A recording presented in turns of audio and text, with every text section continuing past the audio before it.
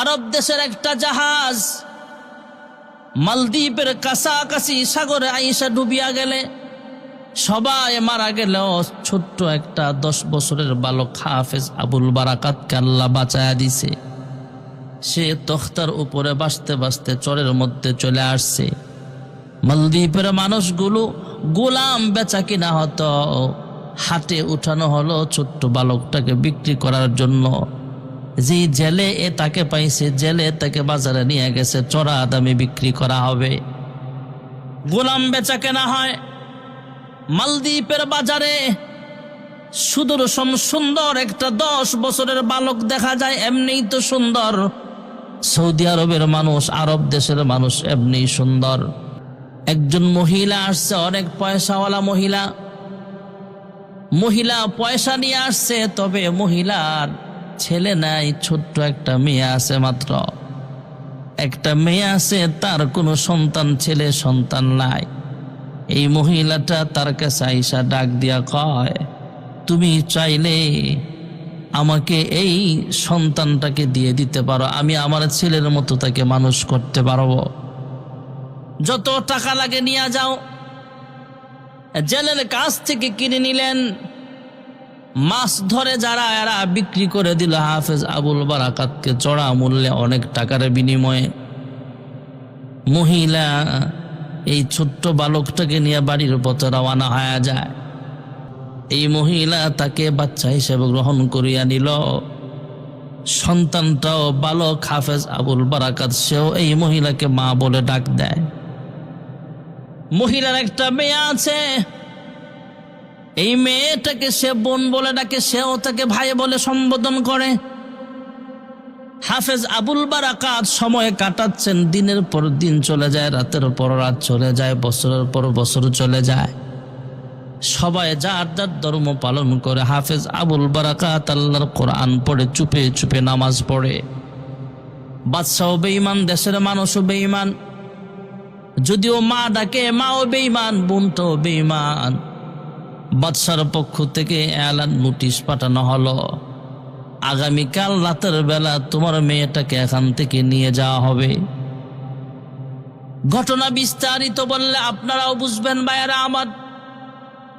মালদ্বীপের একটা নিয়ম ছিল, অনেক বৎসর পর্যন্ত সাগর থেকে ঘূর্ণিঝড় উঠত, সিডর উঠা মানুষের বাড়িঘর পর্যন্ত ভেঙ্গে চুরমার করে দিত।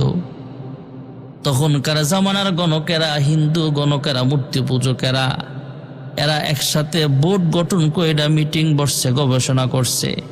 গণকেরা গনে গনে বাদশাহকে জানায়া দিছে, এটা একটা খারাপ জিন, ভয়ঙ্কর একটা জিন, দেও যাকে বলা হয়, ভয়ঙ্কর খারাপ একটা জিন সাগর থেকে উইঠা আইসা মানুষের ঘর বাড়ি পর্যন্ত জ্বালায়া দেয়। সাগর থেকে ঘূর্ণিঝড় উইঠা আমাদেরকে মাটি ঘর পর্যন্ত ভাসায় নিয়ে যায়। এটা থেকে যদি বাঁচতে চাও, তাহলে সুন্দরী একটা মহিলা মেয়েকে, কুমারী মেয়েকে বলিদান করতে হবে। নিয়ম অনুযায়ী বলিদান করার জন্য বলিদানের সিস্টেম হলো, মেয়েটাকে সেখানে রাম মন্দিরে রেখে একা রাইখা সাজায় গুজায় সেখানে নিয়ে যাও। সাজায় গুজায় সেখানে রাইখা সবাই চলে আসতে হবে। খারাপ জিন আইসা তার সাথে যা করার করবে, তারপরে তাকে মেরে ফেলে চলে যাবে। সকালবেলা তোমরা লাশ নিয়ে আসবা। যদি এমন করতে পারো বৎসরে একবার, তাহলে সে খারাপ জিন থেকে, সিডর থেকে, ঘূর্ণিঝড় থেকে তোমরা হেফাজত থাকতে পারবা, বাঁচতে পারবা।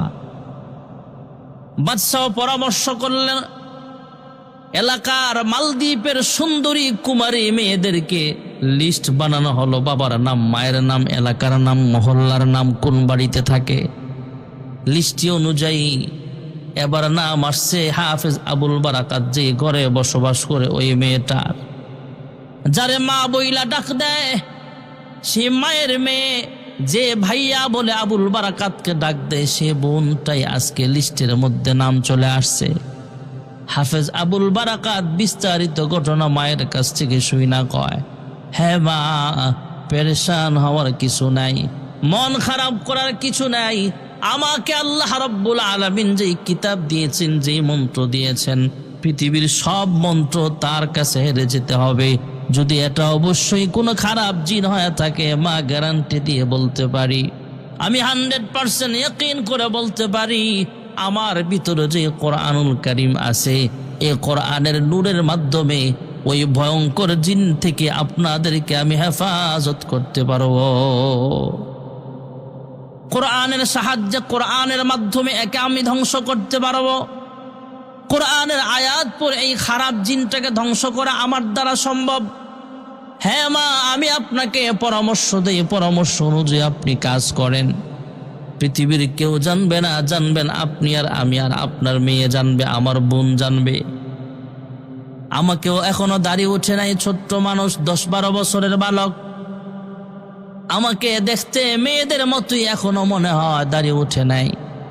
এক কাজ করেন, পুলিশ যখন পাঠাবে আমাকে ধরে নিয়ে যাওয়ার জন্য, আমার বোনকে নিয়ে যাওয়ার জন্য, আমার বোনটাকে কোনো রকম লুকায় কোথাও পাঠায় দেন, নানার বাড়ি পাঠায় দেন, অথবা অন্য আত্মীয়র বাড়িতে পাঠায় দেন, কেউ যেন বুঝতে না পারে। পুলিশ যখন নিতে আসবে নির্দিষ্ট সময় আমাকে সাজায় গুজায় তাদের হাতে তুলিয়া দিবেন। মা রাজি হয় না, তারপরও এক পর্যায়ে যখন তাকে সাজায় গুজায় দেখা হলো, মেয়ে সাজায় তাকে ঘরের ভিতরে রাখা হলো সুন্দর করে, মেয়ের সাজে সাজায় তাকে সেখানে পুলিশের হাতে তুলে দেওয়া হলো। বোনটাকেও হেফাজতে রাখা হলো যাতে পুলিশ খুঁজে না পায়, বুঝতে না পারে। পুলিশ নিয়ে যায় সাগরের কিনারের রাম মন্দিরে হাফেজ আবুল বারাকাতকে মেয়ে মনে কইরা সেখানে রাইখা সবাই চলে আসছে। গভীর রাত্র হয়ে গেছে, সাগরের মধ্যে গর্জন শুরু হয়ে গেছে, আবার থামিয়াও গেছে। কেউ বুঝতে পারে নাই। অন্যান্য বৎসরের মতো, আগের বৎসরের মতো এবারও সকালবেলা পুলিশ গেছে লাশ আনতে। লাশ আনার জন্য যায় দেখে সেখানে লাশ নাই। একজন মেয়ে বৈশা আল্লাহর কালাম তেলাওয়াত করতেছে। এরা তো আল্লাহর কালাম বুঝে না, কালাম জানে না। জিজ্ঞেস করছে, হ্যাঁ তুমি কে? আমরা রাতের বেলা যাকে রাইখা গেছি সেই কি তুমি? কয় হা। কয় তোমাকে ভয়ঙ্কর জিন আইসা কোনো আক্রমণ করে নাই? কয় না, করতে পারে নাই। কয় তোমাকে ধ্বংস করে দেয় নাই? তোমাকে মেরে ফেলে নাই? কয় মারতেও পারে নাই। কয় কেন? কয় আমি ছিলাম সেখানে, রাত্র যখন গভীর হয়ে যায় আমি আল্লাহর কোরআন তেলাওয়াতে মগ্ন হয়ে গেলাম। আমার মনে পড়ে গেল আল্লাহর হাবিব রাহমাতুল লিল আলামিন তো কোরআনের মুজিজা দেখিয়েছেন। আল্লাহর হাবিব যখন মক্কা থেকে মদিনায় হিজরতের পথে রওনা হয়ে যাবেন, রাত্র যখন গভীর হয়ে যায়, কাফের বেঈমানরা আল্লাহর হাবিবের ঘরের চতুর্পার্শ্ব ঘেরাও করে ফেলেছিল। সেদিন আল্লাহর হাবিব আল্লাহ তাআলার হুকুমে কোরআনুল কারীমের সূরা ইয়াসিন তেলাওয়াত করতে আরম্ভ করে দিয়েছিলেন। আমিও রাত্র যখন গভীর হয়ে যায় আমি 2 রাকাত সালাতুল হাজতের নামাজ পড়লাম আর আল্লাহ তাআলার কাছে দোয়া করলাম, আল্লাহ জিন দেও বা এই সমস্ত খারাপ জিন্নাত আমার কিচ্ছু করতে পারবে না, কারণ আমার ভিতরে আছে 30 পারা কোরআন। আয় আল্লাহ, কোরআনের মুজিজার সামনে কিচ্ছুই না, সব তুচ্ছ। আয় আল্লাহ, আমি কোরআন পড়ে ফু দিচ্ছি, তাকে তুমি ধ্বংস করিয়া দাও। আল্লাহর বান্দা জোরে জোরে কোরআন তেলাওয়াত করতেছে। ওই সাগর থেকে যখন সিডর বা ঘূর্ণিঝড় ভয়ঙ্কর জিন আসতেছিল, ওই জিনটা কোরআনের আওয়াজ শুই না আবার সাগরের পাড়ের নিচে ডুব দিয়ে সে চলিয়া গিয়েছে। ভাইরা আমার, বন্ধুরা আমার, বিস্তারিত ঘটনা যখন পুলিশ বাহিনী শুনছে, নিরাপত্তা বাহিনী শুই না বাদশার কানে খবর পৌঁছানো হলো, আমরা যারে মেয়ে সাজায় সেখানে নিয়ে রাখছিলাম সে তো মেয়ে না, সে হলো ছেলে। বিস্তারিত ঘটনা শোনালো হাফেজ আবুল বারাকাত। সে একজন মুসলমান, আরবিয়ান, আরব দেশের মানুষ। জাহাজ ডুবে গেছে, সে বেঁচে গেছে, সবাই মারা গেছে। তার এই সাজায় এখানে আনা হয়েছে।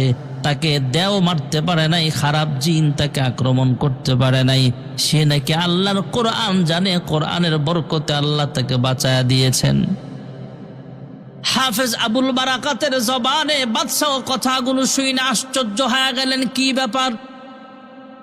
অনেক বছর ধরেই তো আমরা রাম মন্দিরে একজন কুমারী মেয়ে রেখা আসি, জিন আইসা তার সাথে অপকর্ম করে, অনেক কাজ করে, যা করার করে।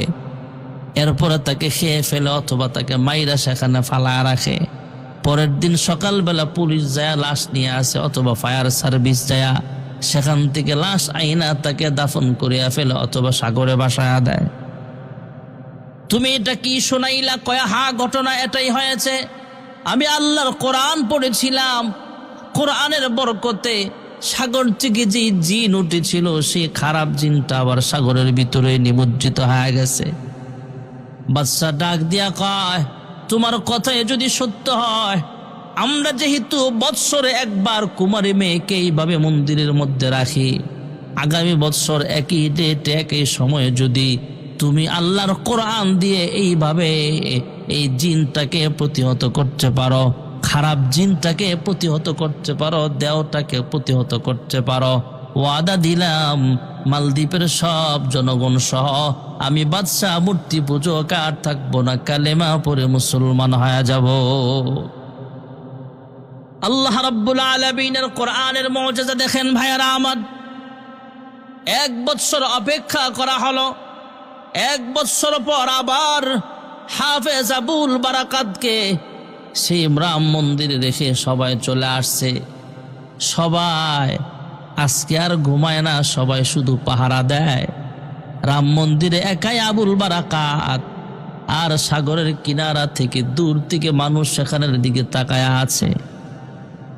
বাদশাহ সেখানে নিজে উপস্থিত হয়ে প্রত্যক্ষদর্শী হওয়ার জন্য দেখতেছেন, প্রত্যক্ষভাবে নিজেই উপস্থিত হয়ে দেখতেছেন কিভাবে খারাপ জিনটাকে কোরআনের মাধ্যমে ধ্বংস করা যায়।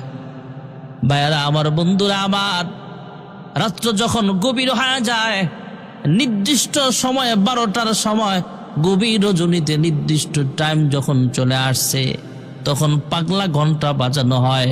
মানুষ যখন সতর্ক হয়ে যায় সাগরের মাঝখানে যেন কেউ না যায়। এই ঘটনা সম্পর্কে সবাই জানে, প্রতি বৎসর এমন ঘটনা ঘটে। বাদশাহ উপস্থিত, নিরাপদ আশ্রয় থেকে সবাই সাগরের দিকে তাকায় আছে। সাগর থেকে ঘূর্ণিঝড় উঠতেছে, সাগর থেকে এইভাবে ভাইয়েরা আমার, বন্ধুরা আমার, সাগর থেকে জলোচ্ছ্বাস উঠতেছে। আর হাফেজ আবুল বারাকাত কোরআন পড়ে সেদিকে ফুক মারছে। কোরআনের মুজিজার বরকতে ঘূর্ণিঝড় আর শিডোল থামিয়া যায়, ওই খারাপ জিনটা ধ্বংস হয়ে যায়। ওই খারাপ দেও, খারাপ দিনের জিনের সেই অপকর্ম থেকে, সেই ভয়ঙ্কর কাণ্ড থেকে, এর শয়তানের শয়তানি থেকে হাফেজ আবুল বারাকাতের মাধ্যমে আল্লাহর কোরআনের মুজিজার বরকতে মালদ্বীপের মানুষগুলোকে দ্বিতীয়বারের মতো আল্লাহ তাআলা হেফাজত করে দিয়েছে। এবার বাদশা রাম মন্দিরে যায় নিজের মন্ত্রী পরিষদের মন্ত্রীদেরকে নিয়ে। হাফেজ আবুল বারাকাতকে জড়ায়া ধরলেন, চুমু খেলেন, আর ডাক দিয়া কয়, 1 বছর আগে ওয়াদা করেছিলাম যদি 1 বছর পর আবার পুনরায় এমন ঘটনা ঘটাতে পারো, তাহলে আমরা আর বেঈমান থাকতে চাই না।